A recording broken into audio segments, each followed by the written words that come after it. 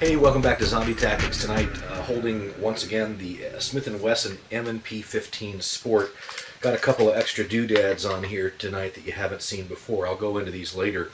But I did a tactical carbine course over the weekend. There'll be a review of that coming up here soon. But I did some testing in the middle of that course that, in retrospect, it would have been a better idea to do this differently because I didn't quite get the pictures that I wanted and some other things. But I wanted to clue you in on it as just kind of an ongoing, the data points of abusing this rifle. And abuse is definitely the word. Just to let you know, everything's okay. The rifle does continue to function as expected. But here's what I did while I was at this tactical carbine course. I'll just roll in the video here and let you watch the craziness. You think I'm a nut, I know, but look at that. No, I like it, Alan. The bolt is open. No dust cover. I'm a wild man. Hey, as long as you shake it out, it ought to, Oh, yeah. it ought to be all right. Oh yeah, here, you take the camera. Just point it at me here. Which button do I push? Oh, you'll push anything. Oh, okay. So- Oh, you got it on video? Yeah. Oh, okay. Listen to that. Listen to that sucker rattle. You definitely got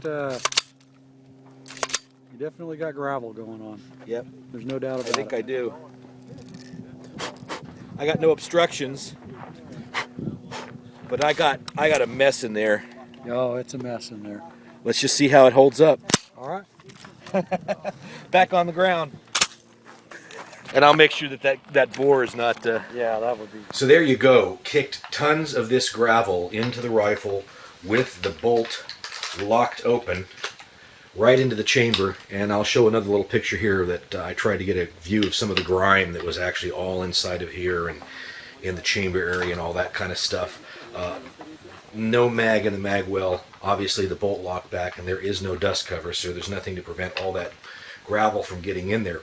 The gravel in question out at Sacramento Valley Shooting Center is known for being a particularly nasty kind of substance. It is what's called slate gravel or gravel slate, and it's a gray kind of little pebble type gravel, and it's known for being the kind of thing that when something impacts it, it turns into a fine silt-like powder that I'd heard someone who was a soldier from over in the sandbox before compare to the kind of fine talcum powder like silt sand that they get over here. So I thought, we're going to put some of those bits of gravel in there and then we're going to have it being pounded by metal parts. It's going to turn into that powdery substance, and sure enough it did, and it gummed up the rifle. Now up until that point I'd been running this rifle essentially dry. I had not lubed it since the last time I'd fired the rifle, and I'd been at about 1,200 rounds on this rifle before this course, over which I think I shot about 600 rounds. So boom, get that gravel in there, shake it out as you saw, got a magazine in there, and proceeded to fire the rifle in the course. Wish I had video and pictures of this, because what happened is boom, boom, boom, boom, boom, boom, hey, no problem, boom, boom, click. Oh crap, rack the next one in there, and then boom, boom, click. Rack the next one in there, boom, boom, boom, click. Rack the next one in there. So I'm getting failures to fire, and I'm being careful to observe each time to make sure that the bolt is all the way forward, because I'm kind of wondering about the whole lack of forward assist here and whether that's going to make a difference. And sure enough, none of that happened there. The bolt was forward all the time. I think what happened, and this has kind of borne itself out in initial kind of pulling the rifle apart and seeing what's in there, and this hasn't been cleaned yet as I hold this here, that silt-like sand got powderized and then got into the actual trigger area inside the bolt itself. So the trigger was gumming up and not being allowed to fly forward and strike the round, and so I was getting light strikes. Kind of nasty. Well, what did I do to fix this? Well, as I said, I'd been running the rifle essentially dry up to that point. Not entirely dry, not like clean dry, but I hadn't lubed it in quite some time. So what I did is, if you look on the front of an AR15 rifle, you'll see these two little holes in the side of the bolt, and those are actually lubrication holes where oil can get down into the firing pin and the bolt mechanism. So I put a couple drops of oil there, popped one drop on the side of the bolt itself, locked back the bolt, and then dropped one in the chamber area And from then on, the rifle continued to go ahead and fire without fail. I did not get another failure to fire. So just that little oil, everything you heard about the AR-15 running it wet under nasty conditions seems to be true and seems to apply equally well to the Smith & Wesson M&P Sport. So, not perfect, but not unexpected, considering the kind of abuse that I gave this rifle.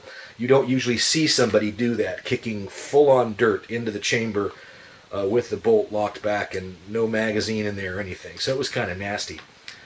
From there, I had some other problems with the rifle, and I want to discuss those with you because at first I thought, oh crap, I've really found the failure point of a cheap rifle like that, and that was my conclusion up to a point.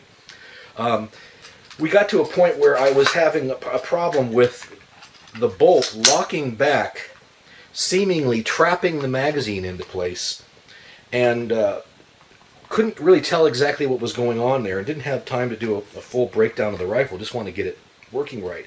Well, at first we thought, because I had fooled around somewhat with the bullet button in disassembling it and putting a rad lock in there and then taking it out and putting this back in, that I had the bullet button assembly backing itself out, and it didn't look like it was exactly to spec. So we tried fooling with that a little bit and ended up actually having to pull the entire magazine release assembly to find, wow, that magazine is still stuck in there, and had to grab one end here and the other end here and pull that out. What happened, it finally turns out after fooling around with all of this, is I did have a magazine with a block in it to turn it into a 10-round magazine.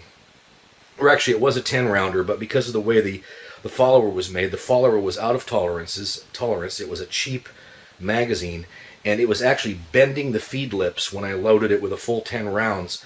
It was bending the feed lips up to the point where the bolt was jamming itself over the top of that magazine and not allowing the bolt to go forward and actually trapping the magazine inside of the AR. So, a bad magazine, not a bad gun. Once I ditched that and went to magazines that were in spec, primarily block 10-round PMags and another, C Products metal 10-round magazine, I had no problems with the rifle from that point on. So, you'll maybe see a little bit of this in the upcoming review of the tactical carbine course that I took with Gray Operations, but I wanted to give you this data point for the Smith & Wesson M&P Sport and the abuse that continues as we go on testing out this somewhat inexpensive rifle. That's Zombie Tactics for tonight, and we'll see you next time. Bye-bye.